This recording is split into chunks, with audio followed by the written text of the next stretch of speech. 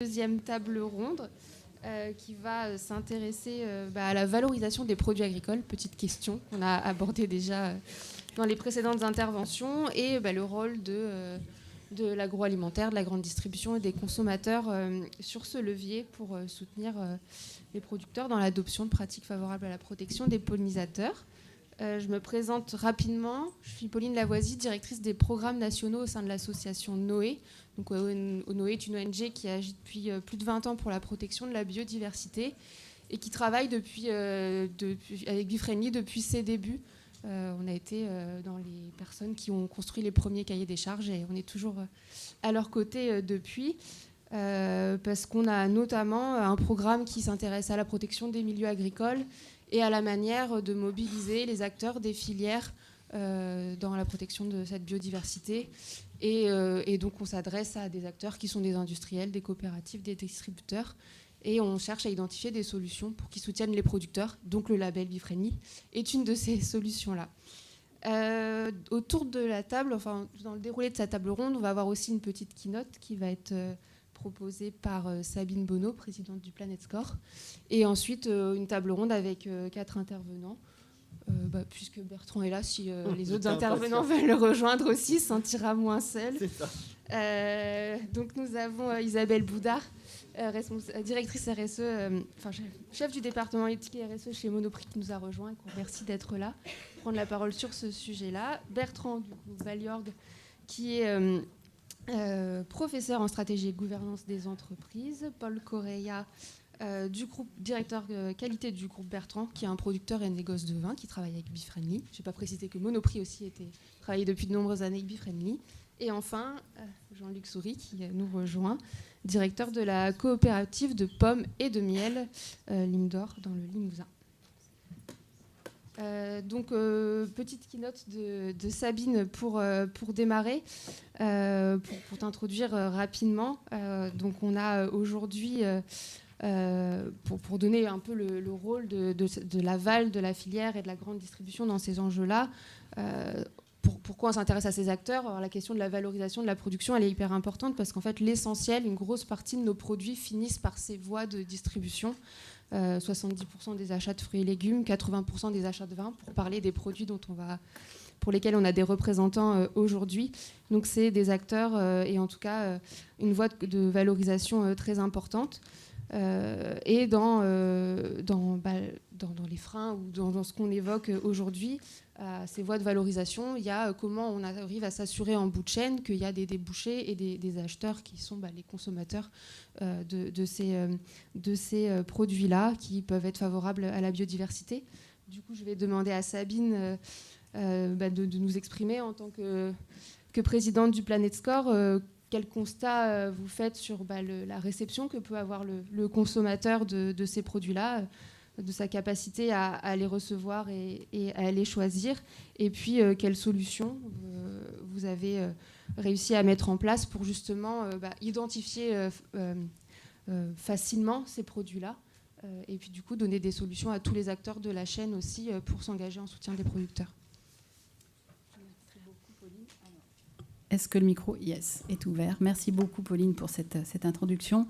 Merci à Befriendly et à Amélie pour cette invitation. Merci à Marie Pochon et aux parlementaires qui se sont exprimés tout à l'heure d'une manière qui était particulièrement chaleureuse, je trouve. Et on a quand même pas mal, j'ai l'impression, tous besoin de chaleur humaine actuellement. Simplement pour vous dire d'où je parle, donc je préside une structure qui s'appelle Planet Score, qui est en fait une structure bicéphale que vous voyez ici à l'écran, qui est une structure d'abord scientifique, le fonds de dotation que vous voyez à droite, qui s'appelle Solid Grounds, qui est gouverné par 27 scientifiques, 11 membres du conseil d'administration, donc j'en fais partie. Alors, on a quand même 20% d'associations. Cette structure est d'intérêt général, possède la marque ce qui est un dispositif unique à notre connaissance en Europe et probablement dans le reste du monde, pour un affichage environnemental panoramique, puisque ça n'est pas, vous allez le voir, une promesse forcément positive. Sur un certain nombre de produits, on a de grandes marges de progrès et ça se voit également. Il y a une entreprise à mission donc, que je préside qui s'appelle Planet Score et qui déploie le dispositif sur le marché. Donc en fait, cette structure est née, juste pour compléter la présentation, sous l'impulsion de la société civile que vous voyez là, donc notamment Pauline ou Salomé qui sont ici pour Noé, Be Friendly, FNE, donc des associations de protection de la nature et de la biodiversité, mais également des associations de consommateurs. UFC Que Choisir fait vraiment partie des acteurs clés de Planet Score et fait partie des structures qui nous ont demandé, qui ont contacté des experts sur la base d'un rapport assez critique qu'on avait rédigé collectivement sur le sujet de l'affichage environnemental pour qu'on construise ensemble. Donc voilà, en termes de solutions, on a beaucoup parlé de coopération dans la table ronde précédente. C'est un outil issu d'une très large coopération. Donc voilà, sans citer toutes les structures, je pense que vous les voyez. Et les développements ont été financés par le 1% pour la planète. Je précise également, c'est une structure qui, du coup, est vraiment for good. On n'a pas de capital risque, on n'a même pas de dette. Voilà. Et on n'a pas non plus de force commerciale. Alors, juste pour vous expliquer, on travaille aujourd'hui avec un peu plus de 300 marques. C'est allé très, très vite. On est présent dans 12 pays aujourd'hui pour ce qui est des sièges sociaux d'entreprise. Et on est déployé dans une trentaine. Jusqu'en Argentine, là, aux dernières nouvelles. Donc, en fait, aujourd'hui, ce que je vais vous montrer, c'est que de manière assez inopinée, assez inattendue, parce que nous, on n'avait pas de plan, il y a des solutions, en fait, qui peuvent émerger simplement parce que des acteurs le veulent, de l'amont à l'aval. Et j'ai évoqué rapidement également tout à l'heure dans les forces d'impulsion des collectifs étudiants comme Déclic, donc j'en profite parce que Salomé est également là à ce titre-là, et des collectifs de producteurs qui étaient également en demande qu'on fasse quelque chose de cette nature, même sans avoir aucune idée de à quoi on allait aboutir. Donc le constat, il a été largement partagé. Les agriculteurs, en fait, savent faire des trucs incroyables. On a déjà fait des révolutions en agriculture. On sait faire, sauf que pour l'instant, il n'y a pas de rémunération au bout. Tous les rapports qui s'accumulent, le dernier, c'est celui du Shift Project, tous font le même constat. Le prix des produits agricoles, c'est 6 à 10% du produit rendu consommateur. Donc, on a quand même de la marge pour augmenter cette partie-là. Et on a, vous voyez sur le petit sablier qui est en haut à droite, on a quand même un goulet entre pas mal de producteurs, même s'il y en a de moins en moins. Ça, c'est le petit graphe en rouge. Vous voyez que s'il y a moins de formation et moins de producteurs formés, c'est aussi parce qu'il y a de moins en moins de producteurs. Ça, c'est aussi malheureusement une réalité. Donc, on va dire que ça contribue au raidissement du sujet parce que ça contribue à l'augmentation des surfaces et à une difficulté derrière à avoir des marges de manœuvre pour des transitions. Donc en fait, comment ce sujet-là est né puisque Pauline, tu me demandais comment est-ce qu'on a des solutions pour parler aux consommateurs. Je parlais d'un rapport critique au démarrage sur l'évaluation environnementale et notamment des outils qui étaient prévus par la Commission européenne, qui était travaillée depuis une dizaine d'années par la Commission, comme étant les outils d'évaluation pour l'environnement, et notamment pour la biodiversité. Avec ce type de résultats, j'espère que vous les voyez bien à l'écran, c'est-à-dire, alors ça s'appelle le PEF, ou l'ACV en français, analyse de cycle de vie, qui donnait des choses comme ça, où on avait les produits plutôt bons pour la biodiversité, qui étaient à peu près 50% moins bons que les produits, là on est par exemple sur du poulet en batterie au Brésil, par rapport à, imaginons, un poulet bio ou un poulet label rouge.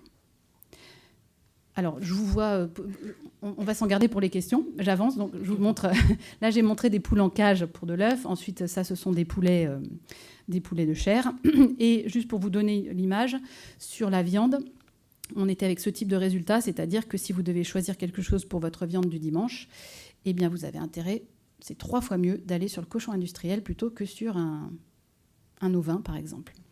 Et le pire produit alimentaire dans la base de données, c'est lui, 6100 points. Donc ça, c'est carrément la bombe environnementale. J'insiste, environnementale, c'est pas climatique. Là, je parle vraiment d'un outil qui était censé refléter tout le climat.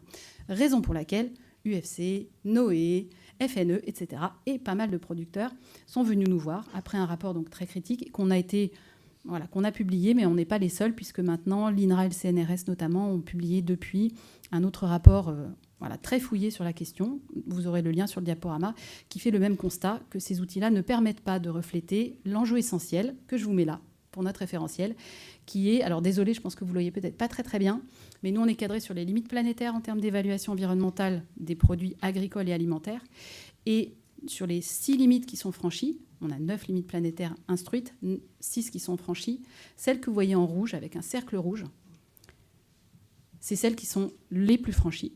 Et en fait, elles sont toutes les 3 liées à l'effondrement de la biodiversité ou à des impacts sur la biodiversité.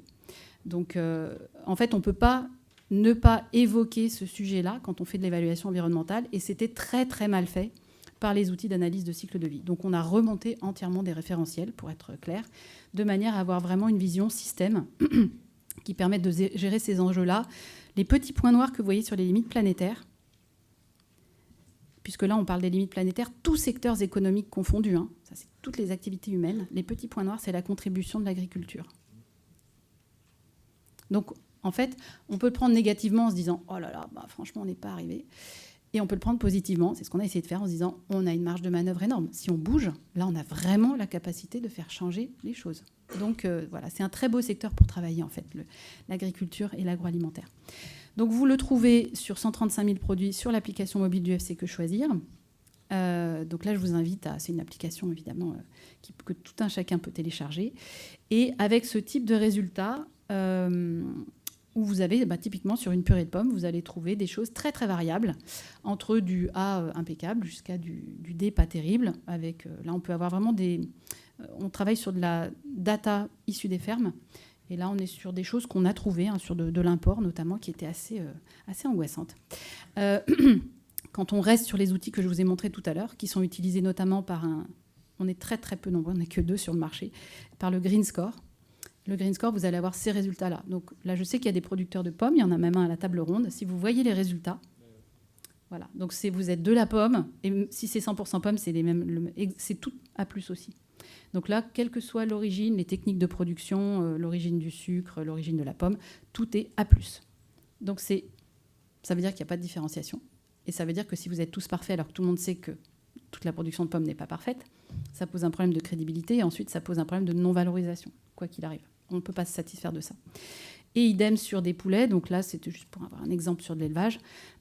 Voilà le type de résultats qu'on a sur du poulet label rouge, qui sont encore meilleurs. Je vois que Baudin aussi dans la salle. On peut avoir aussi du poulet bio chez Loué ou chez Baudin qui sort encore un petit peu mieux que ça, mais ça, c'est déjà très, très bon. Et du poulet qui, lui, est très différent quand vous le regardez à l'échelle système avec Planet Score. Et si vous le regardez avec les outils d'ACV, vous allez avoir ça. Donc ça, c'est du réel, hein. C'est accessible sur Internet.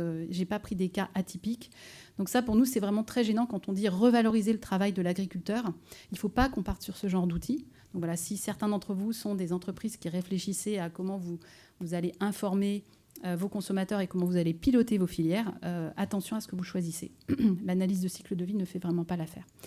Et en fait, les consommateurs se retrouvent aujourd'hui dans ce contexte-là de tout un tas de promesses. Mais en fait, les promesses qui sont portées sur les packagings sont toutes des promesses positives. Et c'est bien. Enfin, nous, on est très, très contents. Et ce sont nos parties prenantes, en fait. Que le commerce équitable soit là, que Befriendly soit là. Je ne l'ai pas évoqué, mais Befriendly est au conseil d'administration de Planet Score. Donc voilà, on travaille main dans la main.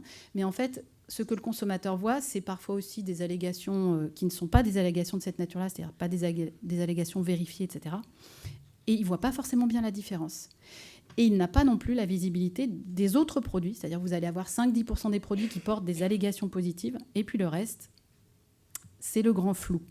Et ça ne permet pas en fait de créer de la valorisation pour les producteurs et les filières qui avancent, si on fait ça.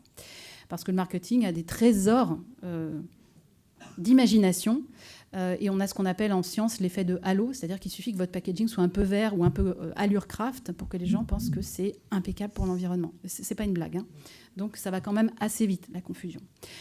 Donc pour répondre aux attentes des consommateurs, simplement il faut répondre à leurs questions. Donc je vous ai mis quelques études conso, il y en a eu beaucoup depuis 4 ans, par Carrefour. Donc là, je vous ai mis l'extrait, je vais faire le résumé après, par Dossi, qui dit exactement la même chose. Les études qu'on a pu faire, nous, depuis le démarrage. Les consommateurs sur les produits alimentaires, si on leur parle d'affichage environnemental, ils veulent connaître usage de pesticides. Alors, bonne nouvelle, parce que ça nous intéresse tous ici, je crois. Et ça intéresse vraiment tous les consommateurs, quel que soit leur profil, CSP, âge, sexe, région, etc., degré d'urbanité. Ils veulent connaître le mode d'élevage, donc tout ce qui est en lien avec le bien-être animal pour les produits qui contiennent des produits élevage. Ensuite, ils veulent connaître biodiversité. Je vous le dis, ça sort à chaque fois dans le même ordre dans les études. Biodiversité arrive assez haut derrière. Et en dernier, climat. Alors ça nous arrange aussi parce que ça veut dire que le consommateur est quand même conscient, et ça c'est un très gros point, que l'agroalimentaire n'a pas...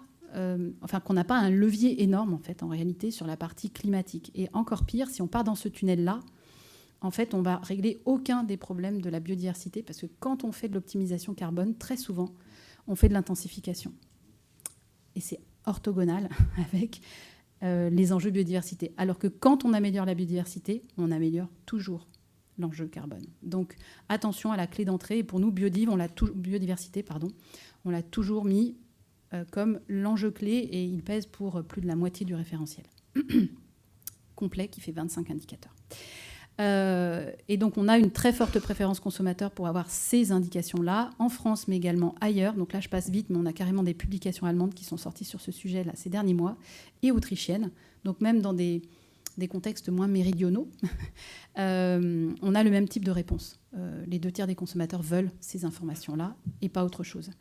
Et peut-être, Sabine, je vois le temps tourner avec J'ai votre... quasiment terminé. Oui, peut-être pour que tu illustres comment, justement, un outil comme ça permet de remonter sur la chaîne et juste avec les agriculteurs concrètement. Alors, en fait, pour arriver à créer de la valorisation, il faut qu'il y ait de la confiance. Aujourd'hui, c'est l'actif qui est le plus dévalorisé chez les marques et chez les distributeurs. Alors, pas tous. On a, évidemment, il y a des gradients dans cette affirmation, mais globalement, il y a quand même un gros problème. Et ce que fait cet outil-là, simplement parce que c'est écrit pesticides et mode d'élevage dessus, avec des animaux qui sont parfois rouges, des pesticides qui sont parfois aussi rouges, c'est simplement que le taux de confiance, même quand les gens ne connaissent pas la gouvernance que je vous ai expliquée au début, il est énorme. Il est au-delà de 80%. Là, c'est une étude qui a déjà 2 ans, mais sur les études les plus récentes, c'est encore plus fort. Et il faut avoir en tête aussi qu'en fait, donc ça c'est une étude de BVA qu'on n'a pas faite nous, qui a été présentée à l'Assemblée nationale, les pouvoirs publics, les distributeurs et les marques ont une confiance autour de 32%. Les opérateurs qui sont considérés comme étant apportant une espèce de proximité sur les enjeux, l'amont et les consommateurs, donc les associations de consommateurs, sont à 84% de confiance. Donc il faut aussi se dire, en fait, nous on capitalise aussi là-dessus. C'est de la confiance qui est... assez marqué par rapport à nos parties prenantes. Donc, juste pour terminer, l'étiquette est facile, et ça, vous ne pouvez pas valoriser si l'étiquette n'est pas facile. Vous ne pouvez pas valoriser si vous ne la mettez pas sur tous les produits, des gammes larges, et si vous n'acceptez pas, en fait, de montrer ce qui ne va pas. Parce que pourquoi il y a de l'affichage environnemental ? C'est parce que, honnêtement, il y a une large majorité du marché qui ne fait pas, pour l'instant, l'affaire, qui est très impactante. Donc ça, si on n'en parle pas, si on parle que des bonnes nouvelles, on n'arrive pas à créer la confiance et on ne peut pas faire de la valorisation.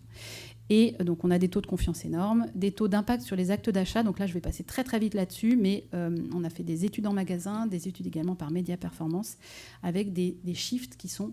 alors, on n'a rien qui provoque ce type de shift aujourd'hui mieux que ça. On est nous-mêmes surpris. On a vraiment... je vous dis, c'est vraiment né presque sans le faire exprès. Et les consommateurs valorisent, donc là c'est une grosse étude autrichienne qui a été faite carrément sur ce qu'on appelle le consentement à payer, donc dans des conditions bien contrôlées, etc. Ce qui est parmi toutes les promesses qu'ils ont testées, promesses bon pour le climat, promesses VG, promesses... il y a tout un tas de choses. Je vous laisserai voir l'étude si vous le souhaitez, mais Planet Score est loin devant, 5 fois plus impactant et plus de consentement à payer des consommateurs par rapport à climat seul, climat friendly. Et dernière chose, même un Planet Score mauvais, donc ils ont testé du D, par rapport au même produit sans Planet Score, il y a 40 centimes d'écart. Alors, il y a 60 centimes d'écart en positif quand on est sur un Planet Score B par rapport à climat seul, et 40 centimes de baisse de moins, on va dire, par rapport à un produit qui ne porterait pas le label dans la même catégorie. Voilà. Et pour terminer les illustrations, sachez que par exemple Picard, depuis quelques mois, a mis ça sur son site de e-commerce, sur sa boutique. Vous avez 2000 références, ils ont tout mis. Les 2 tiers des références sont dans le jaune, orange, rouge, avec, vous pouvez aller regarder, des animaux qui peuvent être verts ou pas du tout. Et c'est totalement assumé, c'est vraiment une démarche de transparence, c'est pas une démarche de je fais tout bien. Et c'est ça que les consommateurs attendent, c'est en fait de la sincérité. Donc je vous incite à aller regarder cet exemple-là, parce que Picard a également témoigné dans un webinaire là, qu'on a fait cet automne pour dire aujourd'hui, on travaille avec nos filières, avec les producteurs, donc ça c'est pour alimenter notre table ronde.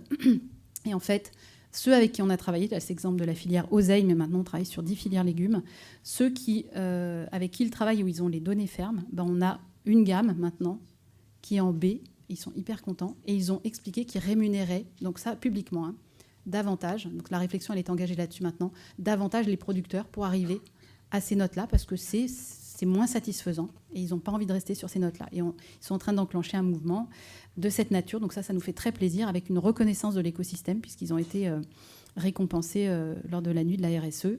Dossi a fait le même genre de constat en webinaire, là pareil, avec des notes qui étaient assez variables, et une note de campagne qui était vraiment pas mal. Donc je passe rapidement là-dessus.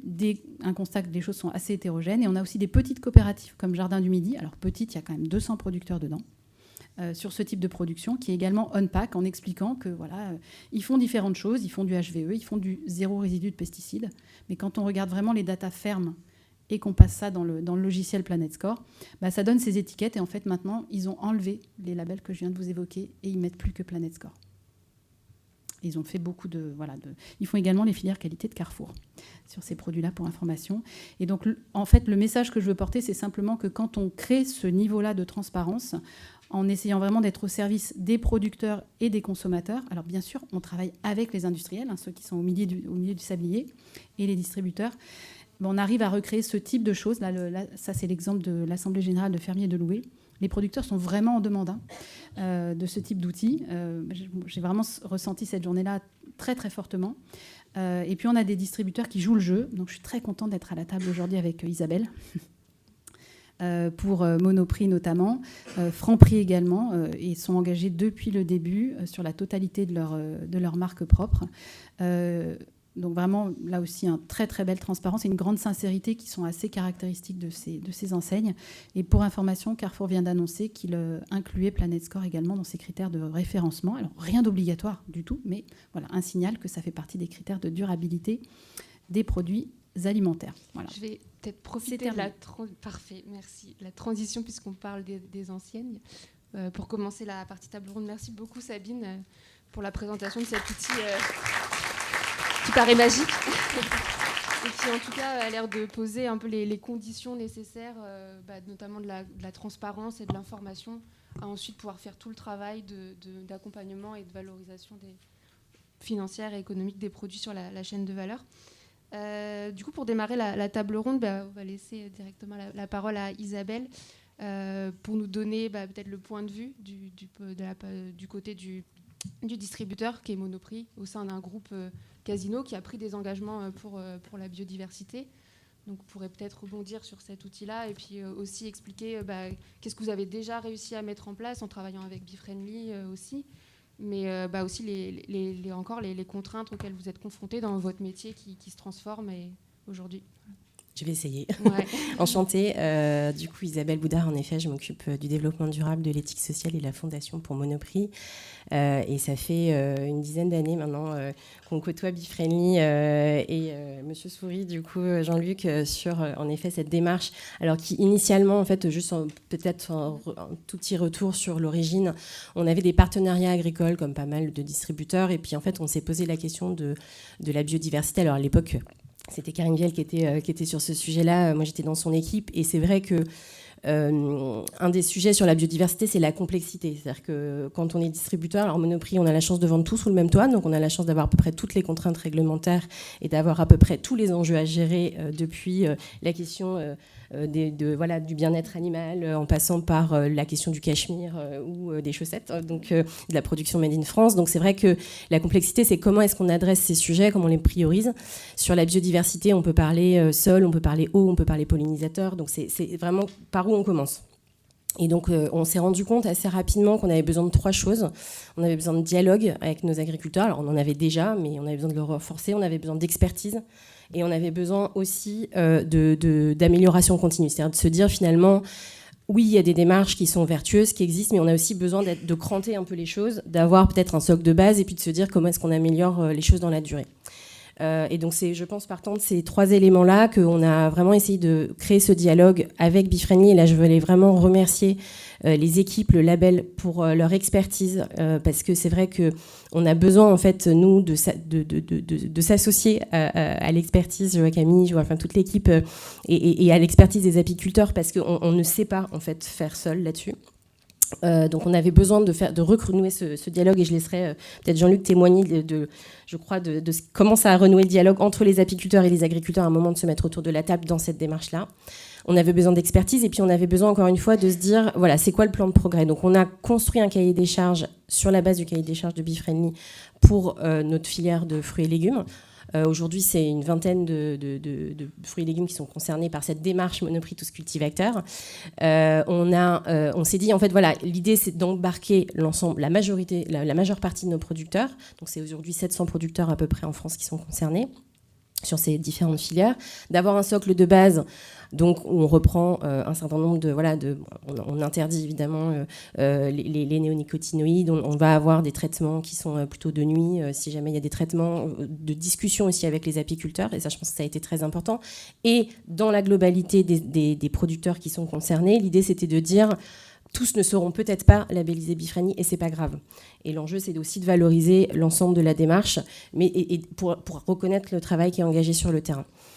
Donc ça, c'est un petit peu l'historique de la démarche. Pour rebondir sur ce que vient de dire Sabine, et c'est très important, c'est vrai que Monoprix a soutenu dès le départ la démarche Planet Score, parce qu'il y avait cette logique aussi de transparence qui allait bien, je pense, dans la démarche, c'est-à-dire de se dire, aujourd'hui, on se doit d'essayer d'être dans une communication la plus transparente possible auprès des consommateurs, et de pouvoir accompagner ces consommateurs en faisant de la pédagogie. C'est vrai que jusqu'à présent, on se dit c'est très bien, il faut vendre des produits plus vertueux. La question, c'est que si j'ai moi des produits en magasin qui sont plus vertueux mais que personne ne les achète, finalement, on n'a pas vraiment réussi le job. Et donc toute la difficulté, et clairement on n'est encore pas au bout du chemin, c'est d'arriver à justement donner la bonne information. Donc nous on a scoré en effet avec le Planet Score nos produits de MDD qui sont aujourd'hui affichés sur notre site internet. Tout l'enjeu, c'est d'essayer d'informer le consommateur sans noyer, comme tu le disais justement. Et ça, c'est très complexe, parce qu'en fait, on voit bien que si on prend le sujet biodiversité, si on prend le sujet engagement textile, par exemple, sur des questions d'affichage environnemental, on ne va pas être sur les mêmes enjeux, on ne va pas être sur les mêmes problématiques. Donc, c'est comment est-ce que je m'y retrouve. Et même sur les fruits et légumes, tu l'as bien montré, entre HVE, Agriculture Bio, Max Havelaar, Planet Score, Befriendly, comment je m'y retrouve, en fait, dans l'ensemble de ces labels. Donc, par rapport aux freins, pour finir, par rapport aux freins, un des freins qu'on a aujourd'hui, c'est la question de la communication aux clients. Parce que dans l'origine de la démarche, on avait aussi cette volonté donc, d'adresser la biodiversité. Et comme l'a dit tout à l'heure Karine, je rejoignais pas mal, l'abeille est vraiment un bon vecteur de communication, parce que c'est assez simple et ça parle aux gens. Mais c'est parfois compliqué. C'est-à-dire qu'on sait quand même que nous, on n'est pas très bons, par exemple, pour raconter tout ça en magasin, parce que les gens... alors soit nous on n'est pas bon pour le faire, soit on n'a pas forcément la bande passante quand on est en magasin, on fait ses courses, on est habitué à certains produits. Est-ce qu'on va vraiment lire le panneau à côté marqué engagement? Est-ce qu'on y croit vraiment? Parce que c'est le distributeur qui parle, donc bon, pas vraiment.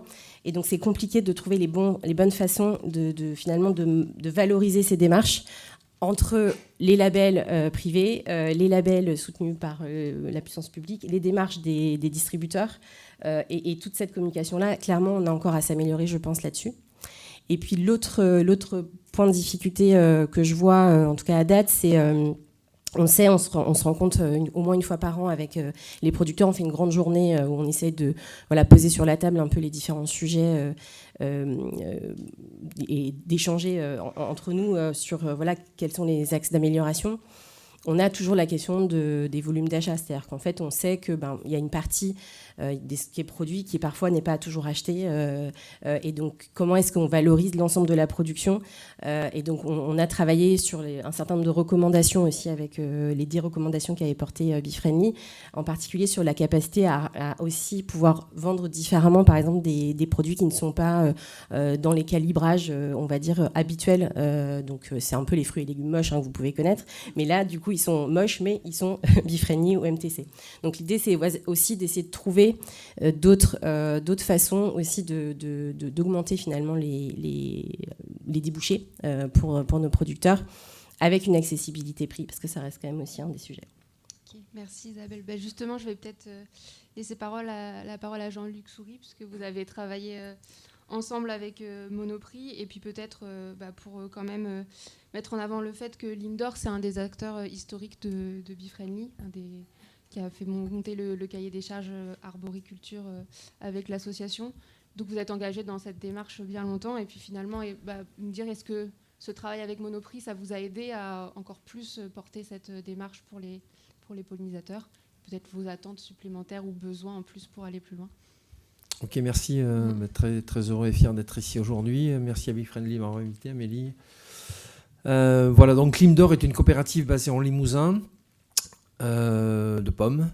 Nous produisons 20 000 tonnes de pommes à Lindor, dans le département de la Haute-Vienne-Corrèze. Une autre coopérative nous a rejoint de à peu près 20 000 tonnes de pommes aussi, produites en Corrèze. Et une autre structure de Dordogne nous a rejoint de à peu près 20 000 tonnes aussi. Donc Lindor aujourd'hui commercialise à peu près 60 000 tonnes de pommes, essentiellement en France et en Angleterre, en Espagne. Voilà. Essentiellement conventionnel, mais aussi en bio. 20% de notre surface est en production bio. Voilà. Donc nous travaillons depuis 1994 avec l'enseigne Monoprix, et en 2015, je reçois un coup de téléphone de Monoprix en disant écoute, on veut te voir. Il faut qu'on réfléchisse. La pomme n'a pas forcément une belle image, et on veut te parler d'un fameux label. Et alors, 6 mois avant, nous avions eu en Limousin la visite de notre amie Élise Lucet, et nous avons eu droit à un cache investigation qui était axé, qui était à charge sur la production de pommes. Il ne faut pas se voiler la face. Donc nous sommes la pomme, une mauvaise image par rapport à l'environnement. Régulièrement, nous animons avec l'enseigne Monoprix, avec les producteurs, nous montons les week-ends, animer, faire goûter nos pommes, etc. Et c'est vrai que nous étions confrontés à des consommateurs qui nous disaient mais voilà, mais c'est la pomme là, c'est traité, ça tue tout et tout. Enfin voilà. Donc la démarche était et parler à des consommateurs, ils disent non, écoutez, les produits de traitement, on les utilise de façon très raisonnée, etc. On traite moins. Le dialogue est très compliqué à faire passer au niveau du consommateur et de tous les consommateurs. Et Monoprix donc, nous a mis en relation avec Bee-Friendly.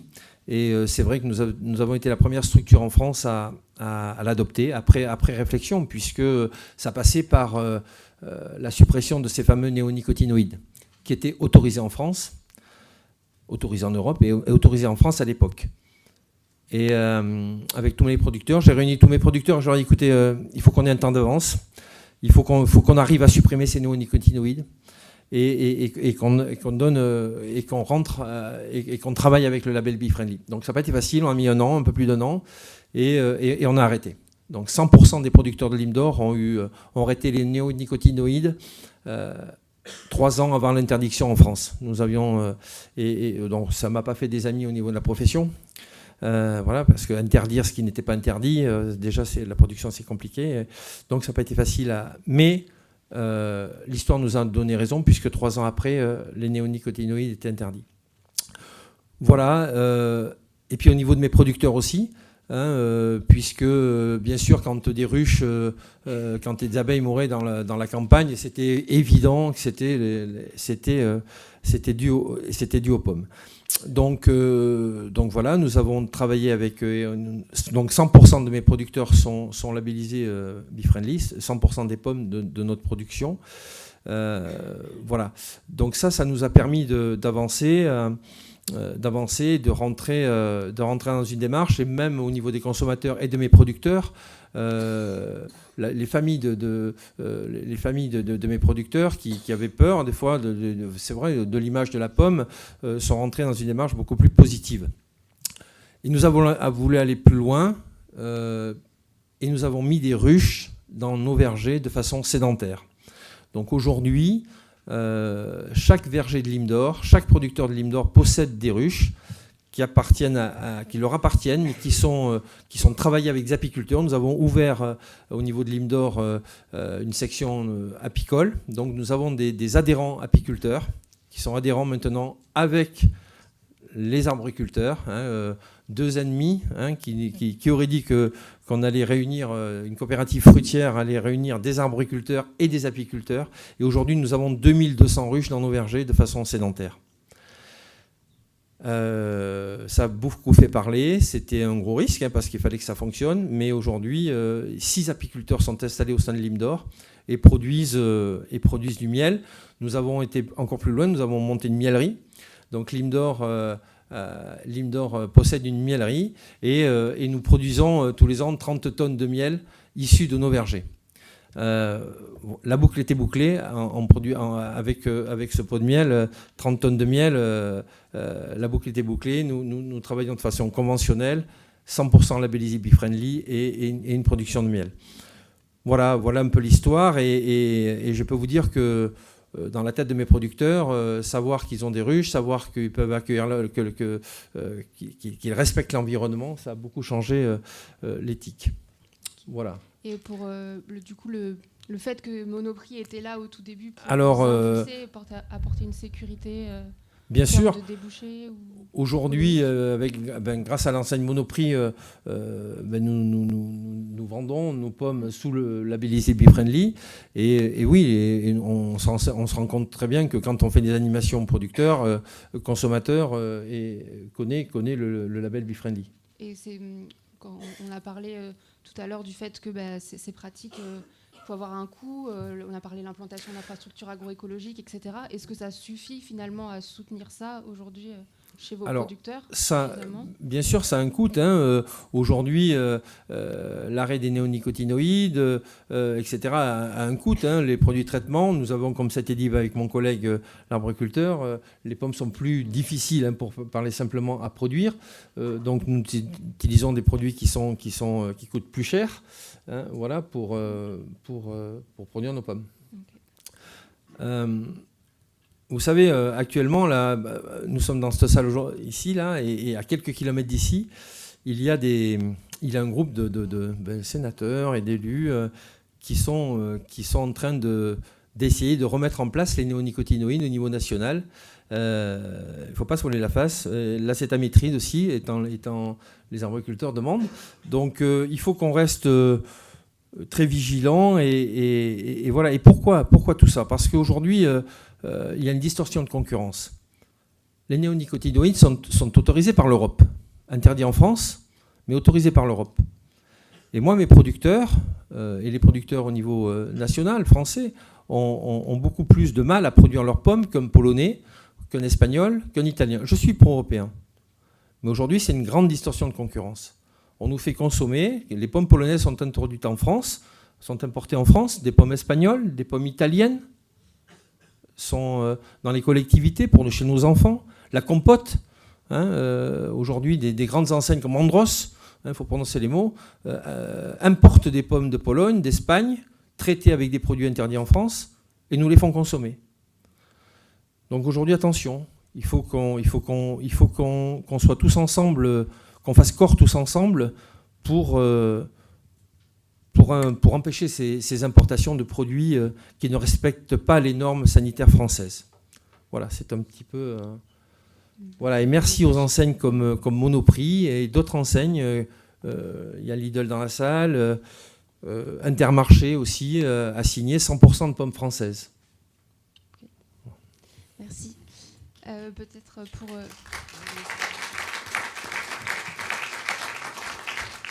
Merci. Pour donner un peu de perspective sur comment des organisations de producteurs, peut-être comme Lime d'Or, peuvent aussi avoir d'autres solutions pour faire face, soutenir ces coûts, ces difficultés plus importantes avec des productions favorables aux pollinisateurs. Bertrand Valliorgue, vous avez des travaux, des études sur ce sujet, ou en tout cas des pistes à explorer. Peut-être vous pouvez nous en parler. Je vous parle. On a un temps prévu après, et surtout on a des intervenants qui ont un train. Donc on les laisse s'exprimer, il y aura un temps tout à l'heure, désolée. Merci. Ouais.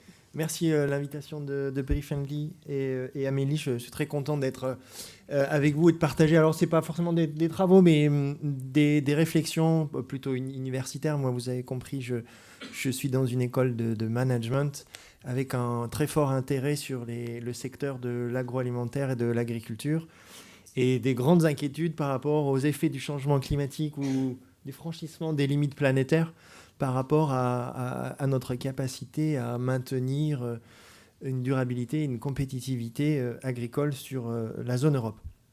Alors, je ne vais pas être très original pour le secteur des fruits et légumes. Mon propos, vous allez voir, vous allez même être peut-être très déçus, mais néanmoins, je veux mettre un focus sur quelque chose qui s'appelle les organisations de producteurs. Tout à l'heure, il a été dit que la France n'était pas très bonne élève par rapport à la PAC. Alors, je vais pas porter un jugement de valeur, c'est un peu fort. Néanmoins, ce qui est certain, c'est que la France n'applique pas aujourd'hui tous les outils qui sont à sa disposition pour inciter, faciliter, rémunérer les efforts en matière de transition et d'agroécologie. Et parmi les outils qui, à mon avis, et en fait vous en êtes la preuve, c'est que c'est même pas un avis, c'est une certitude, parmi les outils qu'il y a à disposition, il y a ce que l'on appelle les organisations de producteurs. Alors les organisations de producteurs, c'est là où j'enfonce une porte ouverte devant pas mal de gens de cette assistance, les organisations de producteurs, elles sont très bien connues dans le secteur des fruits et légumes. Parce que le secteur de fruits et les légumes, il a un historique et il a une manière de fonctionner qui fait que depuis très longtemps, il y a des organisations de producteurs. Donc les organisations de producteurs, comme leur nom l'indique, consistent à fédérer une clique ou un ensemble de producteurs pour mener à bien un ensemble d'opérations commerciales, techniques, industrielles, agronomiques. Et donc ça, vous avez ça de manière historique dans le secteur des fruits et légumes. Par contre, il y a eu des évolutions de la PAC assez récentes, qui datent de 2023, qui autorisent maintenant les producteurs d'autres filières, donc céréales, grandes cultures, élevage, à pouvoir faire également, mettre en place ou s'appuyer sur ce type de structure pour pouvoir fédérer le monde agricole. Donc il est aujourd'hui, dit autrement, il est aujourd'hui possible de faire des organisations de producteurs sur d'autres filières alimentaires. Et pourquoi les organisations de producteurs, elles sont à mon avis très intéressantes, c'est parce qu'elles sont susceptibles de porter ce qu'on appelle des programmes opérationnels. Et ces programmes opérationnels, alors effectivement, les programmes opérationnels, ils peuvent être sur des enjeux industriels, techniques, mais ils peuvent être, et c'est explicitement dit par l'Europe et la nouvelle PAC, les programmes opérationnels, ils peuvent aussi embarquer des questions autour de la transition, des questions autour de la biodiversité. Et donc, c'est un moyen assez puissant, me semble-t-il, pour pouvoir soutenir à l'échelle de la production des démarches et des enjeux de transition. Parce que ces programmes opérationnels, il y a toute une possibilité de financement dans le cadre de la PAC. Donc, c'était évoqué tout à l'heure la question du passage à l'échelle. Ben oui, le passage à l'échelle, il y a un outil qui s'appelle les organisations de producteurs et il y a un outil au sein des organisations de producteurs qui s'appelle les programmes opérationnels qui sont susceptibles de pousser toute une dynamique de transition en amenant des producteurs d'un territoire ou d'une filière, ou en tout cas d'une filière et d'un territoire, à s'organiser, se coaliser pour mettre ensemble un ensemble de démarches, d'apprentissage, de labellisation qui vont pouvoir les faire progresser. Et pour terminer, et ça serait peut-être mon message à la grande distribution, ou grande ou petite distribution d'ailleurs, tous les distributeurs, c'est que je crois qu'elles ont aujourd'hui une capacité qui est de dire, demain, avec les industriels avec lesquels on va contractualiser, en dehors des fruits et légumes, eh bien, mesdames et messieurs les industriels de l'agroalimentaire, nous voulons qu'en début de chaîne, il y ait des organisations de producteurs. Et nous voulons que dans ces organisations de producteurs, il y ait des programmes opérationnels pour faciliter la biodiversité. Et ça, si vous voulez, ça coûterait rien à la grande distribution, ou peu, en tout cas, elle pourrait éventuellement démultiplier la grande distribution. Mais cette incitation en disant, pas de négociation commerciale sans organisation de producteurs en démarrage de chaîne, c'est susceptible de faire ce qu'on a tous envie de voir, c'est-à-dire un passage à l'échelle, et un passage à l'échelle en dehors ou en complément du secteur des fruits et légumes sur toutes les filières. Donc c'est ce message-là, la grande distribution, votre capacité de dire, quand on rentre dans le box des négociations, on doit s'assurer qu'au début de la chaîne, il y a des organisations de producteurs qui portent des sujets de transition, d'agroécologie et notamment de protection de la biodiversité. Et pour être très concret, est-ce que l'IMDOR, c'est l'exemple parfait, sauf que maintenant, il faut faire un Lindor de la betterave sucrière, il faut faire un Lindor de l'élevage, il faut faire un Lindor dans les grandes cultures, il faut faire dans l'aviculture. Il faudrait reproduire ce schéma qui fonctionne parfaitement bien à l'échelle de toutes les filières. Et donc ça, ce n'était pas possible ou très compliqué avant la PAC, la réforme 2023, mais aujourd'hui, ça l'est. Et c'est pour ça que je disais que la France n'utilise pas aujourd'hui tous les outils dont elle a à disposition, parce qu'elle pourrait mettre le paquet, la politique agricole française pourrait mettre le paquet en disant « nous voulons voir se généraliser les organisations de producteurs à toutes les filières ». Avec des projets de transition. Avec des projets, des programmes opérationnels, des PO, qui sont directement centrés sur des objectifs de transition, d'agroécologie, d'agriculture de conservation des sols, si on est plutôt en grande culture. Je laisse rapidement M. Oui, pour compléter, pour aller dans ce sens, 50% de nos ruches, des 2200 ruches, ont été payées par l'Europe à 50%. Ouais, c'est ça. Programme opérationnel. Voilà. Nous avons planté 12 km de haies pour les abeilles, pour la biodiversité, qui ont été financés à 50% par l'Europe. Donc oui, il faut rendre ce qui est droit. L'Europe nous aide. Voilà. Et ça, ce qui est très bien connu de ces filières-là, ne l'est pas des autres. C'est pour ça qu'en betterave, par exemple, où il y a des gros enjeux qui ont été évoqués, il pourrait aller dans la même direction et avoir des soutiens européens. Et est-ce que dans la viticulture, du coup, c'est connu, Paul Correa, pour Gérard Bertrand? Alors, oui. Donc, Paul Correa, je travaille pour le groupe Gérard Bertrand. Je suis en charge de la qualité et du développement durable. Donc, oui, ces programmes sont connus et nous, on s'est beaucoup appuyé sur ces programmes. Je vais vous raconter un peu l'histoire de pourquoi est-ce qu'aujourd'hui on s'est intéressé au label Befriendly. Donc, nous, historiquement, nous sommes des vignerons, petits au départ. Donc, l'histoire a démarré avec un domaine de 50 hectares. Et aujourd'hui, on nous taxe souvent de super vignerons, puisque nous avons dépassé la barre des 1200 hectares. En culture complète, on est quasiment à 1400 hectares. Et nous conduisons tout en bio et en biodynamie, ce qui fait de nous le leader mondial de l'agriculture biodynamique certifiée Déméter. Donc voilà, ça c'est notre métier, notre point de départ. Et c'est vrai que, pourquoi aussi avoir cette ambition et arriver à cette taille aussi importante, parce que notre fondateur, Gérard Bertrand, il a au fond de lui vraiment la conviction que si on ne trouve pas une solution pour travailler ensemble avec la planète, trouver un équilibre, l'histoire, en tout cas pour nous, risque de se terminer plus rapidement. La planète, elle restera toujours là, mais bon. Et la particularité aussi du monde du vin, c'est que dans l'absolu, on n'en a pas besoin pour vivre. Donc, ce ne fait plus partie du bol alimentaire. Ça l'a fait partie pour nos grands-parents, mais pour nous, c'est plus le cas.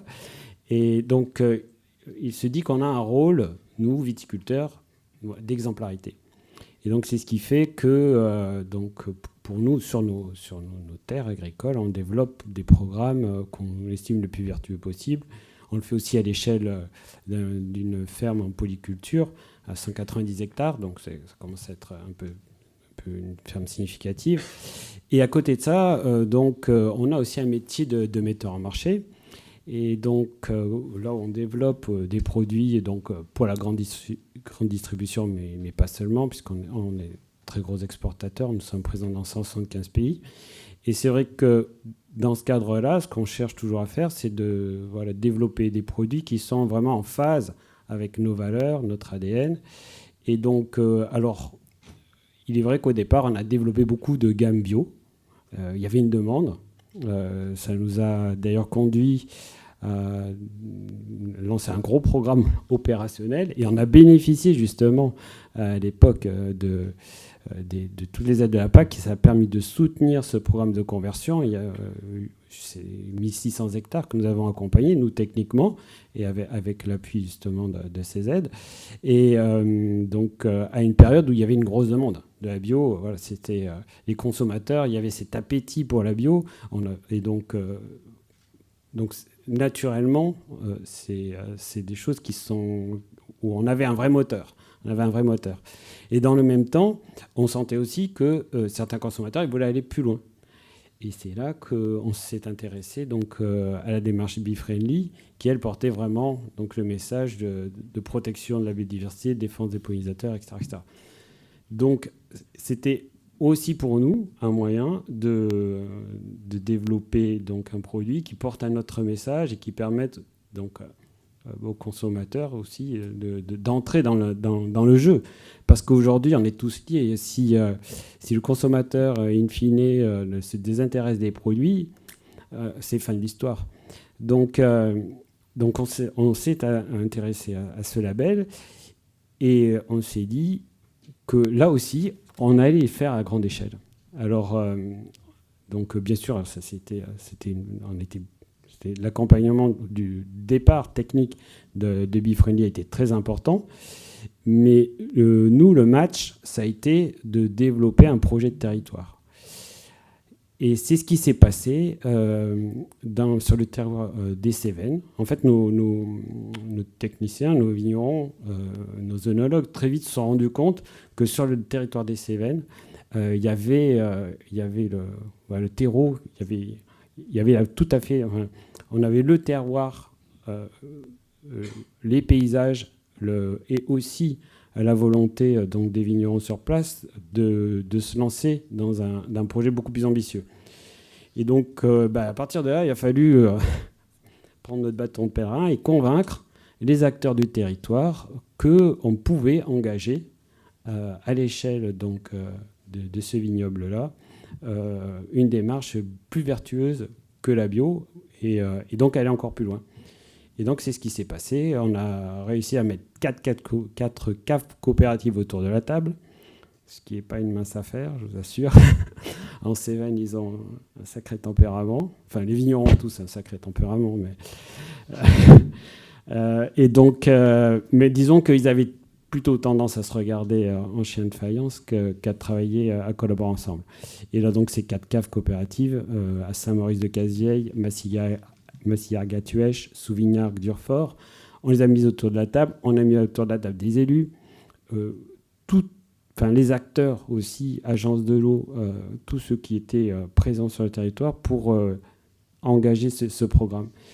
Et donc on a démarré assez fort, puisque dès la première année, entre 2018 et 2019, nous avons certifié 690 hectares Bee-Friendly. Donc il y avait le projet. Alors, pourquoi ça ici a été possible? C'est parce que dans notre politique d'achat, on a mis en place des contrats de partenariat sur 5 ans, donc pour accompagner tout ce travail et de conversion à la bio et aussi d'intégration du label Bee-Friendly. Donc c'est ce travail de valorisation du travail des vignerons qui a aussi rendu possible la chose. Donc lancer des gammes spécifiques, Solar 6 en IGP Cévennes, Or et Azur en Languedoc. Donc on a vraiment fait ce travail en commun de mise sur le marché des produits, de développement d'une marque.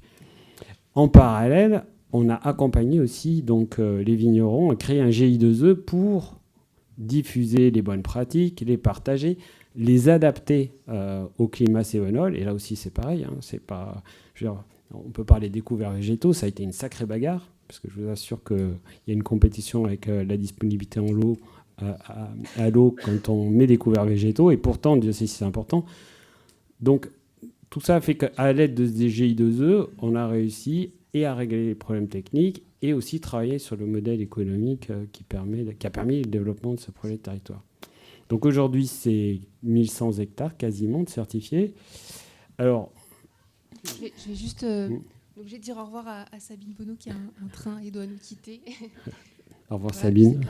encore quelques minutes. Ok, d'accord. Et peut-être pour justement boucler, je me demandais, là, au contraire de Limdor, où Monoprix est arrivé en disant bon, Oui. on vous assure entre guillemets des débouchés. Là, est-ce qu'il y a eu du répondant côté des distributeurs pour soutenir ce projet-là Alors, très vite, ouais, on a eu, en fait, parce que évidemment que toutes les cellules RSE des distributeurs trouvent ces projets toujours... c'est clair que ça sollicite de l'intérêt. Après, donc le succès d'Estime, il a été très rapide. Le succès commercial, là, actuellement, faut pas se mentir, hein, c'est compliqué. C'est compliqué parce que... finalement, bon, déjà, quand on vend bio, on essaye de vendre, bien sûr, plus cher, de valoriser ce travail-là. Là, avec ce label BeFriendly, nous aussi, le positionnement est supérieur. Hein, c'est quasiment 30% plus cher que nos bio. Nos bio sont en supermarché en France autour de 6,50 €. Les gammes BeFriendly, plutôt 8,50 €. Vous voyez, et parce que justement, on a besoin de cette valeur ajoutée pour financer tous les programmes et soutenir ces démarches vertueuses. Il est clair qu'aujourd'hui,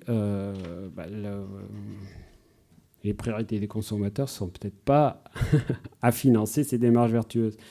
Donc c'est vrai qu'aujourd'hui c'est compliqué. On a des grandes, avec le GI2E, il y a des grosses discussions pour pas lâcher l'affaire. Mais on entend... Tout le monde entend parler de désengagement d'agriculteurs en bio.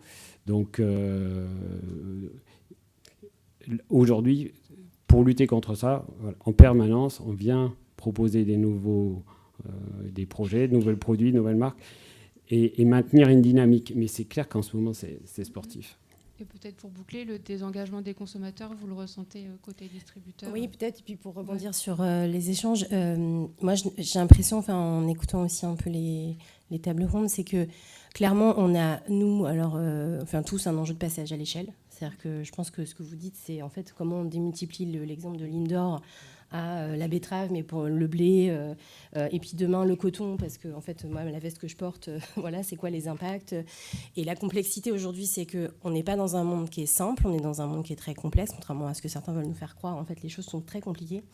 Que en fait, moi, aujourd'hui, RSE, j'ai donc en effet devant moi Monoprix, donc Ventoux sous le même toit. Donc encore une fois, on a à traiter avec les équipes d'Yvan Qualité qui est là, avec Marine sur les fruits et légumes, mais on a des multiplicités d'enjeux qui s'ajoutent. Donc la question, c'est une question de hiérarchie de moyens, d'organisation. Parce que pour passer à l'échelle, c'est pareil. Nous, à nos échelles de direction RSE, c'est quoi les moyens qu'on nous donne?